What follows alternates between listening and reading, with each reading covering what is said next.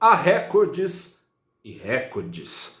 Sob o eco desses recordes que começou o 2021 do mercado financeiro nacional. Boa noite, investidora. Boa noite, investidor. Bom 2021 para vocês. Que o ano seja melhor do que foi 2020 e que seja melhor para o seu bolso do que o primeiro fechamento do Ibovespa. Começa agora o seu saldo deste dia 4 de janeiro de 2021. O Ibovespa fechou com queda de 0,14% num dia que bateu recorde. Na abertura, o índice renovou o seu recorde intradiário, ou seja, ao longo da sessão, tocando a altura dos 120.354 pontos, mas não se segurou.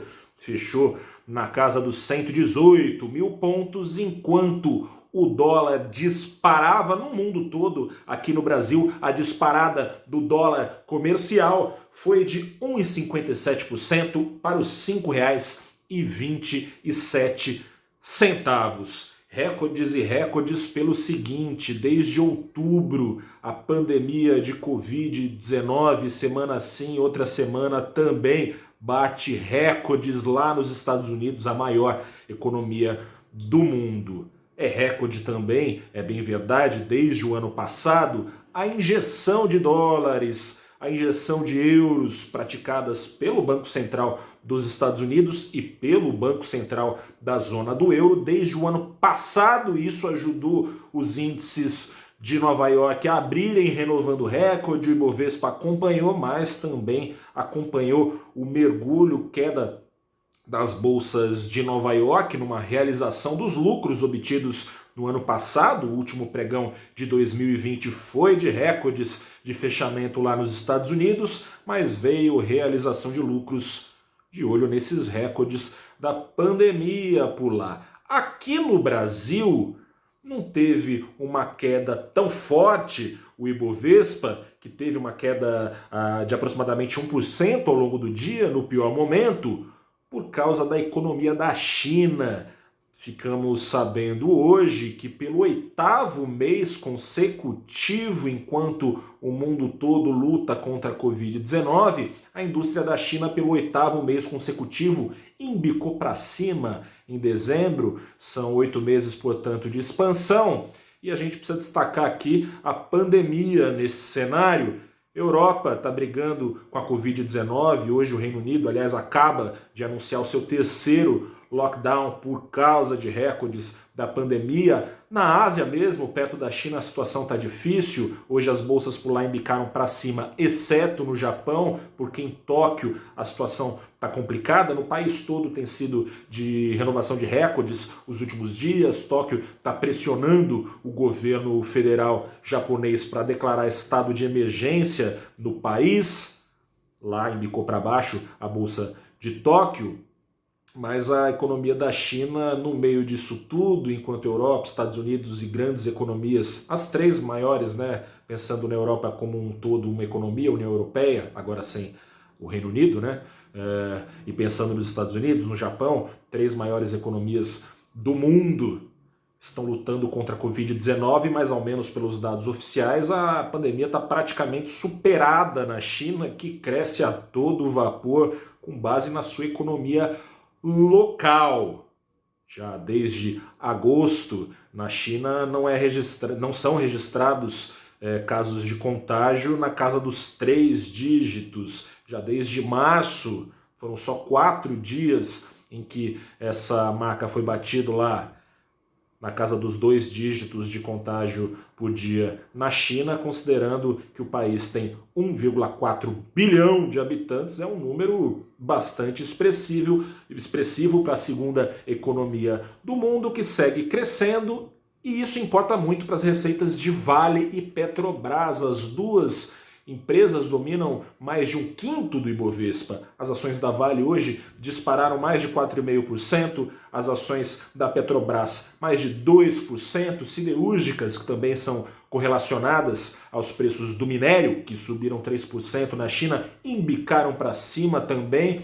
A Petrobras subiu e a PetroRio também teve uma alta muito forte hoje. A PetroRio, não mais que a da CSN, que subiu na casa dos 7%, mas PetroRio subiu na casa dos 6%. PetroRio e Petrobras em alta, apesar dos preços do petróleo em Londres, referência mundial, terem embicado para baixo por causa de temores de freio na demanda de combustíveis no mundo por causa da Covid-19. Freio na demanda do mundo, mas não freio na China, que é a maior compradora de minério, de petróleo, de commodities do mundo. Isso importa muito para as receitas das empresas que comercializam essas matérias-primas. Assim, o Ibovespa teve o seu tombo mitigado, amortecido por essas empresas. Hoje teve estreia no Ibovespa, Eneva, Unidas, JHS, até me confundi aqui, né? É uma empresa de grande participação aí no setor imobiliário de alta renda, JHSF, teve uma queda forte também, estreante no Ibovespa. Agora são 81 ações na carteira do índice, mais de 60 ações nessa carteira embicaram para baixo. A aversão ao risco predominou, foi refletida, como você já ficou sabendo na abertura deste primeiro saldo do dia do ano, no preço do dólar. E não foi só isso não.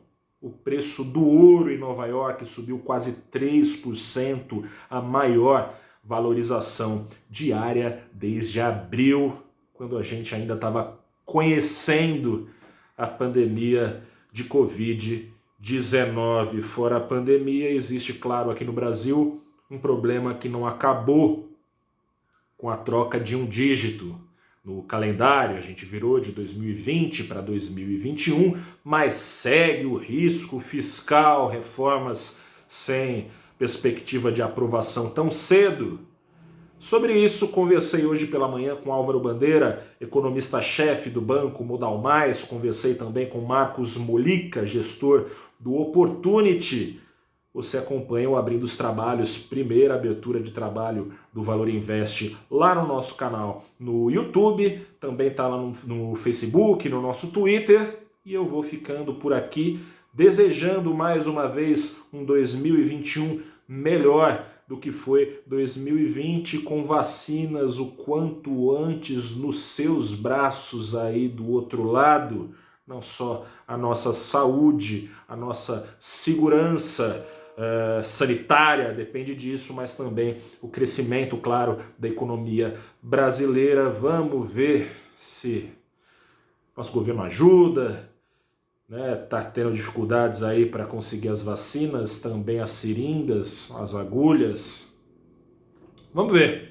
Eu sou Gustavo Ferreira, repórter do valorinvest.com. Fico por aqui, a gente se fala, é claro, amanhã, mais uma vez, no final da sessão. Grande abraço, boa noite, até a próxima e tchau.